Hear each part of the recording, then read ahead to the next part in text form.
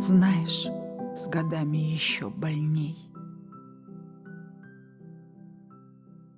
Я хочу рассказать историю про своего деда, который прошел весь путь Великой Отечественной войны. И его имя Чанба Путча Шаханович. Вообще он был назван в честь Великой Путчи, которая была после революции 1917 года. В честь Путчи его так назвали. Когда его настигла война, он как раз-таки проходил военную службу. 2 года он уже, значит, почти прослужил и должен был демобилизоваться домой. Начинал, значит, с Ростовской области, Харьков, Запорожье и других городов Украины. Воюя, он участвовал в битве на Курской дуге. Он также прошел Керченский пролив, получил, значит, ранение. Его ранение описывается в экипаже танка, находясь мой дедушка, получилось так, что сверху, значит, люка пулеметчика был убит снайпером, значит, его товарищ, и сменив пулеметчика, он начал обстреливать вражеские позиции. Вот. Также был ранен снайпером в руку, получил 2 пулевых ранения. Прошел, значит, Польшу, Варшаву, Краков. Я его помню очень позитивным, веселым. Мы его очень любили. Был очень теплым человеком. К нему всегда обращались жильцы села, вот если им нужна была какая-то помощь. Он был грамотный, помогал и с документациями. И всегда у нас было много гостей. Очень был гостеприимный и такой отзывчивый человек. Вот таким он не запомнился. Пройдя такой сложный путь, человек был достаточно такой веселым, добрым. Он не озлобился.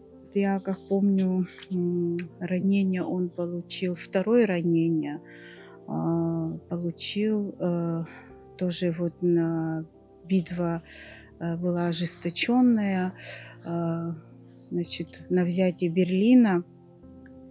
По рассказам моего отца, первым зашли в город Берлин полк моего дедушки.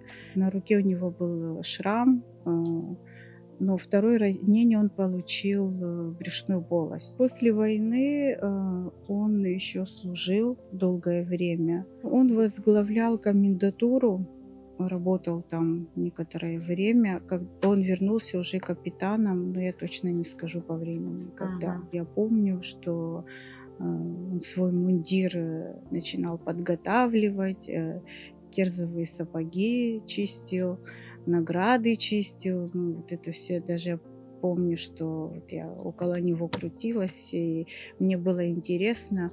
Скалывал ордена, значит, на свой мундир. И я понимала, что, то есть, он всегда нас с собой брал. И на этот праздник мы с ним всегда вот вместе наряжались красиво, и он там встречал своих друзей.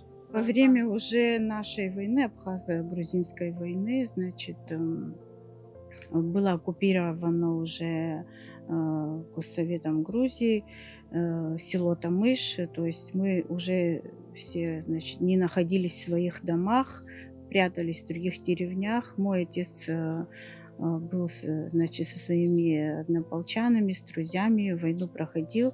И в оккупированную, значит, село Тамыш он решился пойти за орденами своего отца домой, рискуя своей жизнью. Значит, ему удалось найти ордена. Он потом не мог это с собой далеко носить, нашел баночку стеклянную, положил все туда и закопал в землю ордена своего отца, чтобы сохранить. И после уже войны удалось найти. И мы вот сегодня с гордостью эти ордена у нас на почетном месте дома, мы храним.